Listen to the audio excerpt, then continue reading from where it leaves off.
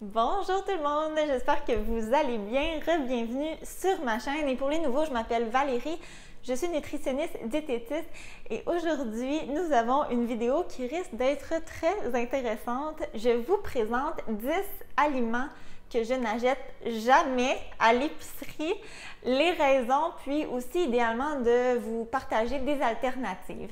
Et là, l'idée me vient en fait d'une abonnée que j'apprécie beaucoup, elle va se reconnaître, mais j'ai un énorme avertissement. Je ne crois pas et je n'encourage pas les interdits alimentaires, à moins évidemment d'avoir une raison médicale qui l'exige. Par expérience, ça se termine rarement très bien, les interdits alimentaires.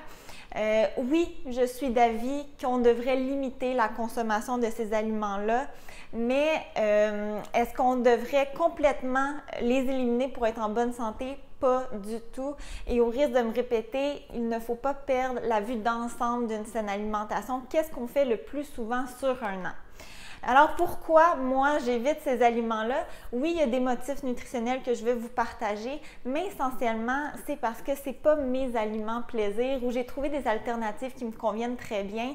Si vraiment c'était des aliments plaisir, je leur ferais certainement une place dans mon alimentation. Puis si dans le futur j'ai envie d'en consommer, je m'impose pas de règles, je vais en acheter tout simplement. Alors sur ce, n'oubliez pas de vous abonner à ma chaîne si vous aimez mon contenu. Et nous, on commence maintenant avec l'aliment numéro 1. Je n'achète jamais de charcuterie. Vous le savez, les charcuteries sont très salées, souvent grasses et peuvent contenir des nitrites. Et selon le dernier rapport du Fonds mondial de recherche contre le cancer, la consommation de viande transformée, et il donne comme exemple les saucisses, le bacon, le salami, le jambon, sont une cause convaincante de cancer colorectal et ils recommandent dans leur rapport de consommer peu, voire pas du tout, de viande transformée. Et un des accusés, c'est les nitrites qui, au contact des protéines, peuvent se transformer en nitrosamines cancérigènes. Et là, l'industrie, évidemment, a proposé différentes alternatives au fil des années aux consommateurs pour tenter d'embellir l'image des charcuteries. Et la première, ça a été le remplacement des nitrites de synthèse par des nitrites naturels, souvent l'extrait de céleri. Et sur ces produits-là, on peut lire, par exemple, sans nitrites ajoutés avec un petit astérix, à l'exception de ceux d'origine naturelle. Malheureusement, dans les charcuteries, peu importe la source de nitrite, la transformation en nitrosamine peut se faire. Et plus récemment, certaines entreprises ont réussi à éliminer complètement les nitrites de leur charcuterie, mais en bout de ligne, là, ça demeure un produit très transformé, très salé, qui, à mon avis, devrait être consommé à l'occasion pour le plaisir plutôt que comme un essentiel de la boîte à lunch. Et il existe tellement d'alternatives pour les sandwichs. Le secret, c'est vraiment d'avoir des options disponibles en tout temps à la maison. Je vais vous en donner quelques-unes. On peut penser au poulet cuit, probablement le plus grand classique. Vous pouvez faire cuire 2 poulets entiers au moment du souper et conserver les restes de viande pour vos sandwichs. Sinon, ce que j'aime bien faire, c'est de déposer directement mes poitrines de poulet dans la mijoteuse, ajouter de l'eau ou du bouillon, puis à la toute fin, je vais effilocher et congeler, encore une fois, en portions pratiques pour les lunchs. Vous pouvez aussi penser rôti de porc, rôti de bœuf, filet de porc, reste de viande à fondu, reste de pain de viande et même des boulettes de viande peuvent faire de très bonnes sandwichs. Du côté végé, pensez tartinade de tofu, tartinade de légumineuses maison. Les versions du commerce ont tendance à être plutôt riches en matières grasses et contenir moins de protéines. Alors faites vos propres mélanges. Il existe vraiment une tonne de recettes sur Internet et vous allez en avoir pour quelques jours. Donc vraiment intéressant. Sinon, tofu grillé, tempeh grillé, d'autres classiques, les œufs ou sinon encore, ça peut être les conserves de poisson. Le prochain aliment va peut-être vous surprendre. Je n'achète jamais de fausses viandes végé, comme par exemple les faux bâtonnets de poulet, faux bâtonnets de poisson, croquettes, burgers ou encore la simili-viande hachée. Et la gamme de produits véganes a tellement explosé dans les dernières années et bénéficie comme d'un aura santé. mais quand on s'attarde de plus près à la liste des ingrédients, on se rend vite compte que la majorité de ces produits-là sont très transformés et au final ne représentent pas toujours une meilleure alternative que la version traditionnelle. Puis pour montrer mon point, j'ai comparé les fameuses galettes à burger Beyond Meat disponibles en épicerie à 2 galettes du commerce et 3 galettes maison cuisinées à partir de bœuf haché extra maigre, de poulet extra maigre et de protéines végétales texturées. Et Beyond Meat affiche de loin la plus longue liste d'ingrédients. Et maintenant, pour les valeurs nutritives, Beyond Meat se démarque de la galette de bœuf de bâton rouge, mais autrement, tous les autres choix s'avèrent plus intéressants et incluant la version maison de bœuf haché extra maigre et sel. Les galettes maison cuisinées à partir de protéines végétales texturées ou de poulet haché extra maigre arrivent en tête de liste et j'aimerais attirer votre attention sur le prix parce qu'habituellement les protéines végétales sont très économiques, mais malheureusement on ne peut vraiment pas en dire autant des versions transformées. Ici dans l'exemple, le burger Beyond Meat s'élève à 35 $ le kilo. C'est vraiment au-delà du prix payé pour plusieurs viandes. Maintenant, c'est seulement un exemple parmi tant d'autres qui représente peut-être pas parfaitement l'ensemble des produits disponibles sur le marché.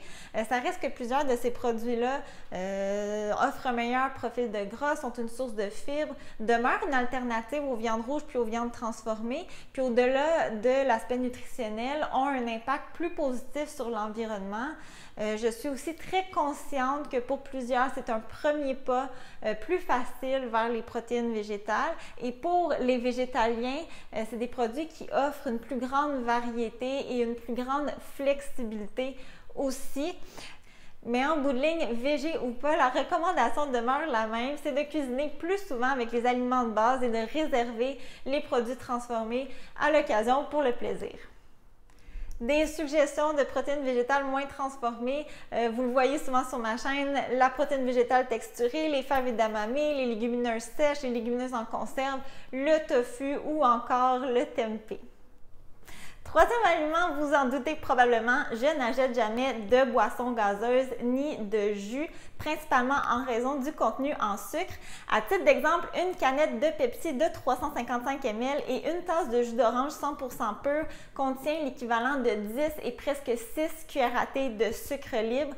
Et l'Organisation mondiale de la santé recommande de limiter son apport en sucre libre à moins de 10% de l'apport énergétique total et idéalement à moins de 5%, soit l'équivalent de 12,5 et 6 cuillères à thé de sucre sur un régime basé d'environ 2000 calories.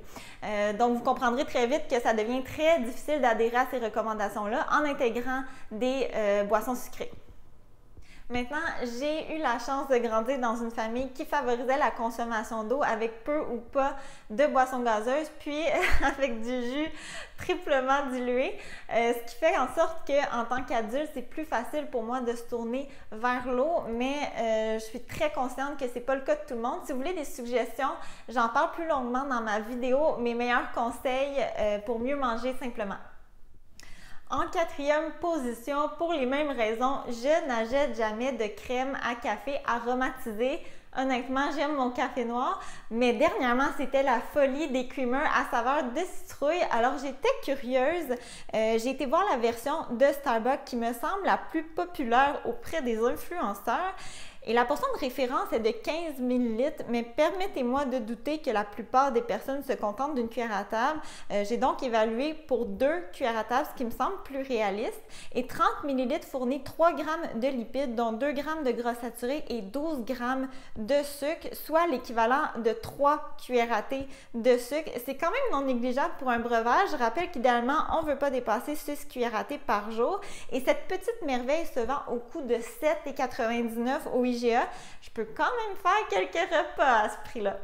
Maintenant, si c'est un plaisir saisonnier que vous achetez à l'automne ou dans le temps des fêtes, oubliez tout ce que je viens de dire et savourez-le tout simplement. Par contre, si c'est une habitude de tous les jours et que vous cumulez les cafés aromatisés, peut-être qu'une révision à la baisse s'impose. Puis pour une fraction du coût, vous pouvez le faire maison en remplaçant la crème par du lait et en ajustant la quantité de sucre à votre goût. J'ai trouvé justement une recette maison de creamer à la citrouille qui me semblait très intéressant et il y avait de très bons commentaires commentaires. Je vais m'assurer de vous laisser dans la barre d'informations. Cinquième aliment, encore dans la catégorie sucre, je n'achète jamais de céréales à déjeuner très sucrées. En fait, si vous me suivez depuis un certain temps, vous savez, mon déjeuner de choix, c'est du gros nature que je vais moi-même sucrer. Mais il y a un temps que j'achetais beaucoup de céréales à déjeuner. Et qu'est-ce que je recherche dans une bonne céréale à déjeuner? C'est une belle liste d'ingrédients qui met de l'avant les grains entiers, courtes, simples. Et dans le tableau de valeur nutritive, pour 30 grammes, je vise des céréales qui m'apportent au moins 3 grammes de fibres, 140 mg au moins de sodium et 5 grammes au moins de sucre par portion. Quelques exemples, en fait 3 exemples, mais il y en a beaucoup plus que ça. Yokashi, moisson à la cannelle. Ensuite, plusieurs céréales de la gamme Nature's Path. J'aime beaucoup cette gamme de céréales-là. J'aimais beaucoup, là, je me rappelle, les flocons héritage, entre autres. Et un autre exemple, les muesli d'Alpen sans sucre ajouté répondent encore une fois à tous les critères. Maintenant, pour une transition sans compromis sur le goût, n'hésitez pas à combiner ces céréales-là à vos céréales préférées. Sinon, pour bonifier la teneur en fibres, vous pouvez toujours ajouter des fruits, du son de blé, son d'avoine, germes de blé ou encore graines de lin, graines de chia.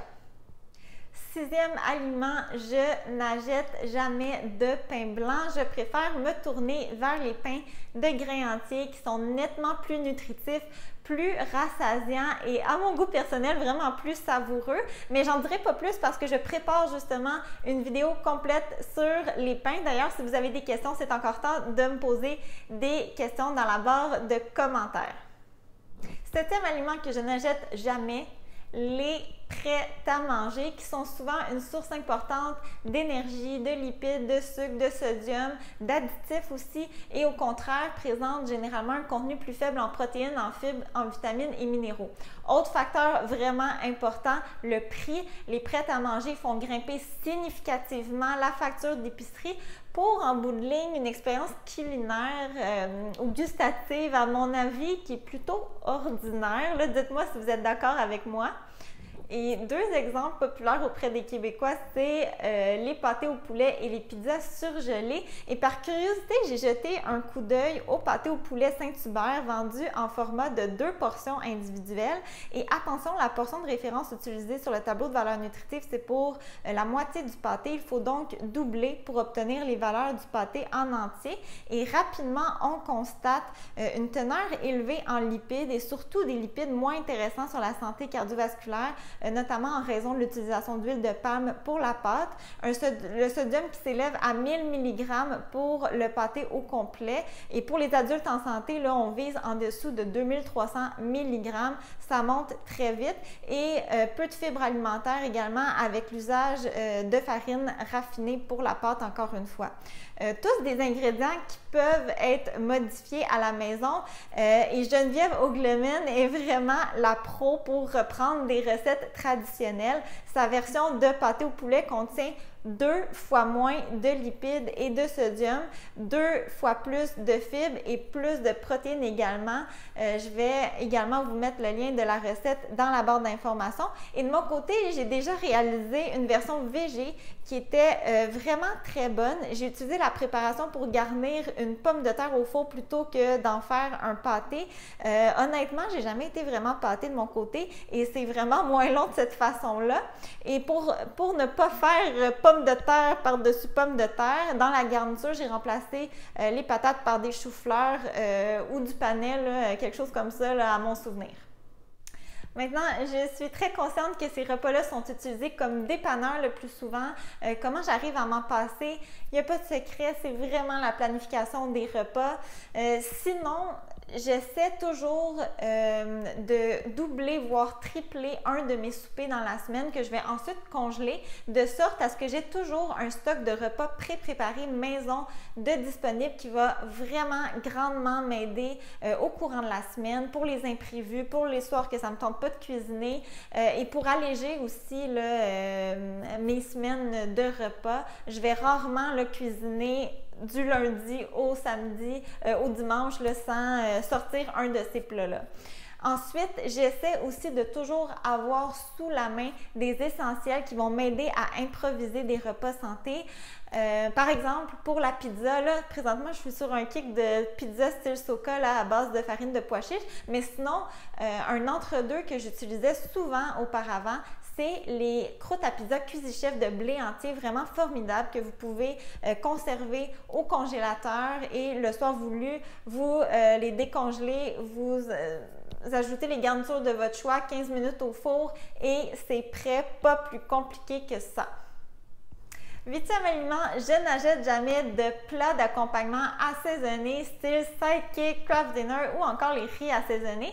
Et ici, j'ai sorti un exemple de riz pilaf de Uncle Ben's et on peut voir longue liste d'ingrédients, sodium très élevé, peu de fibres, vraiment peu intéressant et qui se vend pour 3,79 pour un sachet de 250 grammes. Pour le même prix, je peux facilement acheter un sac de riz brun de 1 kg. Et si c'est une question de temps, pensez au couscous de blé entier, à l'amarante, au riz brun étuvé, au quinoa, au sarrasin, au millet. C'est tous des grains qui vont cuire sous les 20 minutes. Et sinon, rappelez-vous que vous pouvez très bien congeler vos grains dans un plat qui supporte la congélation et le micro-ondes. Et au moment voulu, vous avez simplement ajouté un filet d'eau et décongelé au micro-ondes tout simplement. Si c'est une question de goût, pensez à ajouter des légumes, à ajouter des fines herbes, sinon de cuire vos grains dans un bouillon fait maison ou du commerce sans sel ajouté. Sinon, au moment du service, vous pouvez aussi ajouter là, un peu de sauce piquante. 9e aliment, pour des raisons similaires, je n'achète jamais de produits dérivés de pommes de terre comme des frites surgelées, des patates à déjeuner ou encore des galettes de style hash brown.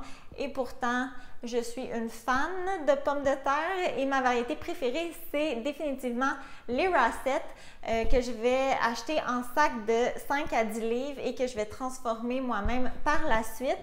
Beaucoup d'économies à faire, moins de sodium, moins de matière grasse, moins d'additifs et dans la plupart de mes préparations, je vais conserver la pelure, donc plus de fibres également et niveau de satisfaction 100%. Et finalement, 10e aliment, je n'achète jamais de fromage fondu style vache qui rit, single de Kraft, Velveeta ou encore le fameux Cheez Whiz.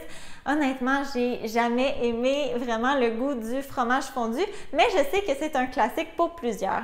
Alors, j'ai décidé de comparer le produit probablement le plus populaire, les tranches single de Kraft, original et sans gras, à un cheddar régulier et du mozzarella léger. Et le bas blesse au niveau du sodium surtout. Les tranches single sont 2 fois plus salées que les fromages traditionnels, contiennent beaucoup d'additifs alimentaires, moins de protéines, moins de calcium et seul point positif, moins de lipides, surtout pour la version sans gras. Le meilleur choix demeure définitivement le fromage traditionnel léger, qui est un produit vraiment moins transformé. Et à 14 $ le kilo, on n'est pas si gagnant que ça sur le coût non plus, quand je considère que je paye mes briques de fromage à rabais sous les 10 $ le kilo. Si vous êtes vraiment fan de Cheez Whiz, j'ai une recette sur ma to-do list depuis vraiment très longtemps. Je vais m'assurer de mettre le lien dans la barre d'informations si vous voulez l'essayer avant moi. Et voilà ce qui complète la vidéo d'aujourd'hui. J'espère que vous avez vraiment aimé. Je rappelle qu'aucun de ces aliments-là qui doivent être éliminés complètement pour être en bonne santé, mais si c'est des aliments qui se retrouvent souvent dans votre épicerie, j'espère au moins vous avoir donné des alternatives intéressantes à explorer. Aussi, si vous seriez intéressé à avoir une partie 2, faites-moi le savoir dans la barre de commentaires parce que j'ai définitivement assez de contenu pour en faire une éventuellement. Puis sinon, je vous dis encore une fois un gros merci de votre écoute et on se revoit très bientôt. Bye bye!